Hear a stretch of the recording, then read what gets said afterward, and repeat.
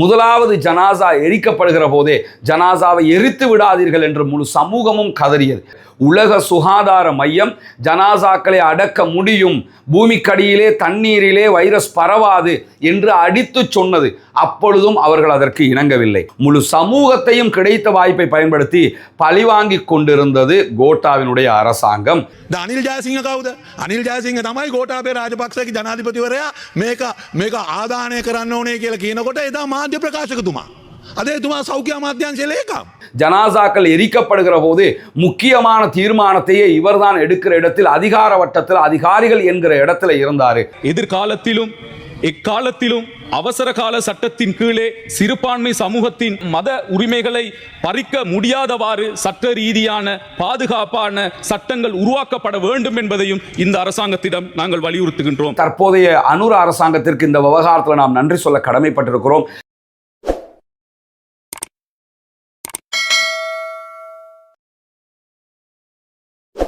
அன்றுக்கினிய சகோதர சகோதரிகளே, கடந்த 2 நாட்களுக்கு முன்பதாக இலங்கையினுடைய பாராளுமன்றத்தில் திருகோணமலை மாவட்ட பாராளுமன்ற உறுப்பினர் இம்ரான் மஹ்ரூப் அவங்களால ஒரு தனிநபர் பிரேரணை முன்வைக்கப்பட்டிருந்தது. அந்த பிரேரணை பாராளுமன்றத்தில் ஏகமனதாக ஏற்றுக்கொள்ளப்பட்டும் இருக்கிறது. அது என்ன பிரேரணை என்று சொன்னால், இலங்கையில இதற்கு முன்பதாக ஆட்சி செய்த கோட்டாபய ராஜபக்சவினுடைய ஆட்சி காலத்தில் உலகம் முழுவதுமே COVID-19 கொரோனா பெருந்தொற்று பரவியது. அந்த கொரோனா பெருந்தொற்று பரவுகிற காலத்தில் இலங்கையில கொரோனாவால் பாதிக்கப்பட்டு உயிரிழந்த சகோதர சகோதரிகள் அத்தனை பேரும் அடக்கம் செய்வதற்கு மறுக்கப்பட்டு எரிக்கப்படுகிற ஒரு சட்டம் பாஸ் பண்ணப்பட்டிருந்தது. இந்த சட்டத்தை நிறுத்துமாறும் ஜனாசாக்களை எரிக்காதீங்க என்று சொல்லியும் உலகம் முழுவதும் இலங்கையை தாண்டியும் பல நாடுகள் பலத்த போராட்டங்களும் ஆர்ப்பாட்டங்களும் பல கட்டங்களாக நடத்தப்பட்டது நமக்கெல்லாம் தெரியும். ஒவ்வொரு நாளும் இலங்கை இஸ்லாமியர்கள் ஜனாசாக்களை எரிக்காதீர்கள் என்று உரத்த குரலிலே கோரிக்கை வைத்துக் கொண்டிருந்தார்கள். அழுது புலம்பினார்கள். எங்க தகப்பனாரை எரிக்காதீங்க, தாயை எரிக்காதீங்க, சகோதரியை எரிக்காதீங்க, பிள்ளையை எரிக்காதீங்க என்று சொல்லி அந்தந்த தரப்புல இருந்து குரல்கள் எழுந்தது மட்டுமல்ல, முழு இலங்கையில் இருந்தும் பல குரல்கள் எழுந்து கொண்டே இருந்தது. ஆனால் அன்றைய ஆட்சியாளர்கள் 300க்கும் மேற்பட்ட ஜனாசாக்களை தீயில் போட்டு எரித்தார்கள். அடக்குவதற்கு அனுமதிக்கவில்லை. பின்னாட்களில் ஜனாசாவை அடக்குவதற்கு அனுமதி கிடைத்த நேரத்தில் கூட பக்கத்தில் இருக்கக்கூடிய மையவாடிகள் அடக்குவதற்கு அனுமதி தராமல் ஓட்டமாவடியில் இருக்கக்கூடிய மஜ்மா நகர் பகுதிகளில் தனித்த ஒரு பகுதி உருவாக்கப்பட்டு அங்க போய் அடக்கம் பண்ணிக்கிறங்க அப்படின்னு சொன்னாங்க. அங்க ஜனாசாக்களை எடுத்துக்கிட்டு போறதுக்கு கூட ஆயிரக்கணக்கான ரூபாய்கள் செலவழிக்க வேண்டிய நிர்பந்தம் ஏற்பட்டது. 300க்கும் மேற்பட்டவர்களுடைய ஜனாசாக்களை அடக்க தராமல் எரித்த காரணத்தினால இன்றைக்கு அவர்களுக்கு மையவாடிகள் கிடையாது. அவர்களுடைய மண்ணறைகள் பக்கத்துல போய் நின்று அவங்களுக்காக பிரார்த்திப்பதற்குரிய வாய்ப்பு அந்த குடும்பத்தாருக்கு கிடையாது. இதே நேரம் ஓட்டமாவடியில மஜ்மா நகரில் அடக்கப்பட்டிருக்கக்கூடிய ஜனாசாக்கள் அவர்களுடைய உறவினர்கள் அவர்களுக்காக மையவாடிக்கு போய் பிரார்த்தனை பண்ணணுமாக இருந்தா கூட இங்க இருந்து கிளம்பி ஓட்டமாவடிக்கு போக வேண்டி இருக்கிறது. இந்த மறக்க முடியாத மறுக்க முடியாத மாபெரும் பாவத்தையும் மாபெரும் அநியாயத்தையும் இந்த சமூகத்தை நோக்கி செய்தது கோட்டாபய ராஜபக்சவினுடைய ஆட்சி என்பதிலே எந்த மாற்று கருத்தும் கிடையாது. அன்றைய நாட்கள்ல இலங்கையினுடைய மருத்துவர் சங்கம் மிக தெளிவாக ஜனாசாக்களை அடக்க கொடுக்கலாம், ஜனாசாக்களை அடக்குவதால் எந்த பாதிப்பும் ஏற்படாது என்று சொன்னது. ஆனால் கோட்டாபய ராஜபக்சவினுடைய அரசு அன்றைக்கு இருந்த ஒரு புவியியலாளருடைய செய்தியை மாத்திரம் கேட்டுக்கொண்டு ஜனாசாக்களை அடக்க கொடுத்தால் பூமிக்கடியிலே வைரஸ் பரவ வாய்ப்பு இருக்கிறது, அதனால் நீர் மாசடைய வாய்ப்பு இருக்கிறது, இந்த தொற்று அந்த தண்ணீரூடாக போய் மேலதிகமாக பல பேரை தொற்றிக்கொள்வதற்கு வாய்ப்பு இருக்கிறது என்றெல்லாம் மெத்திகா வித்தானகே என்கிற ஒரே ஒரு தனிநபருடைய பேச்சை ஆதாரமாக கொண்டுதான் ஜனாசாக்களை எரிக்கிற தீர்மானத்திற்கே வந்தார்கள். உலக சுகாதார மையம் ஜனாசாக்களை அடக்க முடியும், பூமிக்கடியிலே தண்ணீரிலே வைரஸ் பரவாது என்று அடித்து சொன்னது. அப்பொழுதும் அவர்கள் அதற்கு இணங்கவில்லை. உலகம் முழுவதும் இஸ்லாமியர்களுக்கு எதிராக பலவிதமான இனவாத செயல்பாடுகளும் முன்னெடுக்கப்படுகிறது.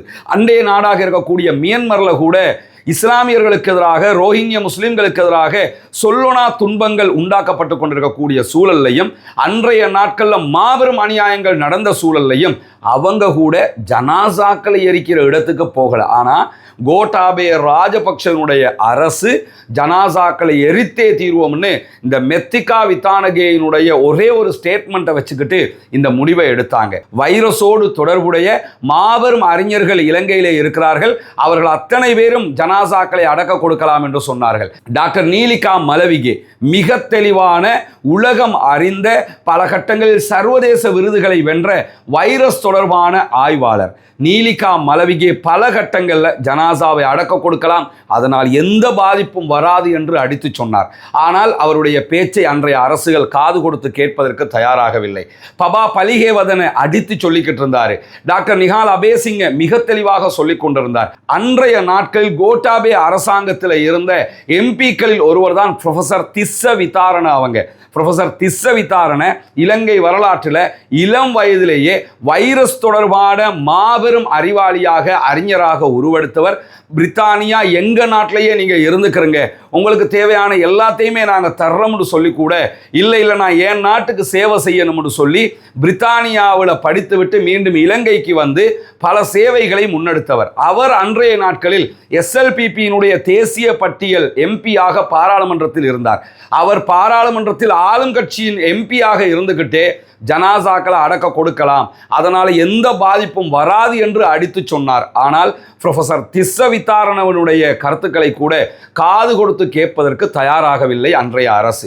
அன்றைக்கு இருந்த அரசாங்கத்தின் முக்கியஸ்தர்கள் அரசியல் ரீதியாக எடுத்த முடிவு காரணமாகத்தான் இந்த அநியாயத்தை அவர்கள் செய்து கொண்டே இருந்தார்கள். அந்த காலகட்டம் நமக்கு தெரியும். டாக்டர் ஷாஃபி, ரிஷாட் பதியுத்தீன், சட்டத்தரணி ஹிஜாஸ் ஹிஸ்புல்லா, அஹ்னாஃப் ஜசீம், ஜமாத் இஸ்லாமினுடைய முன்னே நாள் தலைவராக செயல்பட்ட உஸ்தாத் ரஷீத் ஹஜ்ஜுல் அக்பர், இப்படி பல பேரும் அப்பாவித்தனமாக அவர்கள் செய்யாத குற்றங்களுக்காக பழிவாங்கப்பட்டு கொண்டிருந்த நேரத்தில் தான் முழு சமூகத்தையும் கிடைத்த வாய்ப்பை பயன்படுத்தி பழிவாங்கி கொண்டிருந்தது கோட்டாவினுடைய அரசாங்கம்.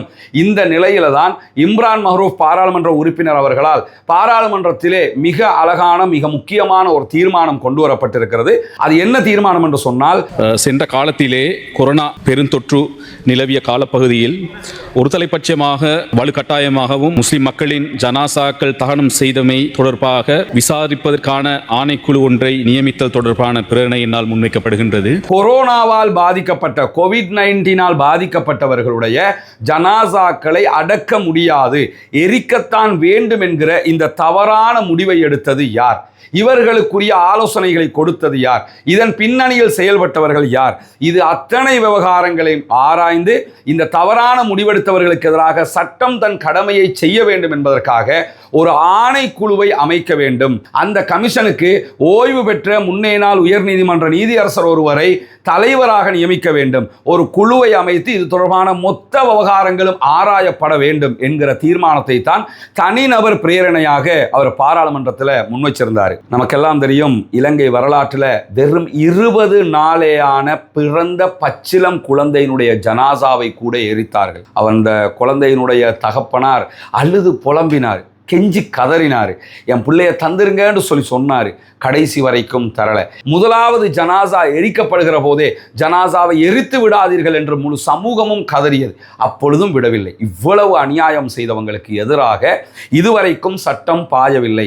அன்றைக்கு இருந்த சுகாதார அமைச்சர், அன்றைக்கு இருந்த சுகாதார அமைச்சின் செயலாளர், அன்றைக்கு இருந்த அரசாங்கத்தினுடைய முக்கியஸ்தர்கள், அரசாங்கத்தினுடைய அமைச்சர்கள், எல்லா தரப்பிலையும் இருந்தவங்க அத்தனை பேருமே ஜனாசாக்களை எரிக்க வேண்டும் என்கிற ஒரே முடிவில் இருந்தார்கள் என்பது நமக்கு தெரியும். டாக்டர் சன்ன ஜெயசுமன அன்னைக்கு இருந்த ஒரு முக்கியமான அரசியல்வாதி ஆளுங்கட்சியில், இவர்தான் டாக்டர் ஷாஃபியினுடைய விவகாரத்திலிருந்து பல இனவாத விவகாரங்களுக்கு தூபமிட்டவர். மிக தெளிவாக ஜனாசாக்களை எரிக்கணும்னு விடாப்பிடியாக இருந்தவர். அன்றைக்கு இருந்த சுகாதார அமைச்சர் பவித்ரா வன்னியாராச்சி மிக தெளிவாக ஜனாசாக்களை அடக்க முடியாது, எரிக்க வேண்டும் என்கிற இடத்தில் இருந்தவர். அன்றைக்கு இருந்த பிரதி சுகாதார அமைச்சர் மிக தெளிவாக இதே நிலைப்பாட்டில் இருந்தார். இப்படி பல பேரும் ஒரே ஒரு புவியியல் சார்ந்த ஆய்வாளர் சொன்ன கருத்தை மாத்திரம் வைத்துக்கொண்டு இந்த கருத்துக்களை சொன்னார்களே தவிர விஞ்ஞான ரீதியாக உலகமே சொன்னதற்கு மாற்றமான கருத்தாக இது இருந்தது. அதனால் தான் இப்பொழுது இந்த கமிஷன் போட வேண்டும் என்கிற தீர்மானம் தனிநபர் பிரேரணை பாராளுமன்றத்தில் கொண்டு வரப்பட்டது. அந்த தனிநபர் பிரேரணை பாராளுமன்றத்தால் அங்கீகரிக்கப்பட்டிருக்கிறது. உண்மையிலேயே தற்போதைய அனுர அரசாங்கத்திற்கு இந்த விவகாரத்தில் நாம் நன்றி சொல்ல கடமைப்பட்டிருக்கிறோம். தனிநபர் பிரேரணையாக இம்ரான் மஹ்ரூப் எதிர்க்கட்சியில இருந்து கொண்டு வந்த தீர்மானம் இது.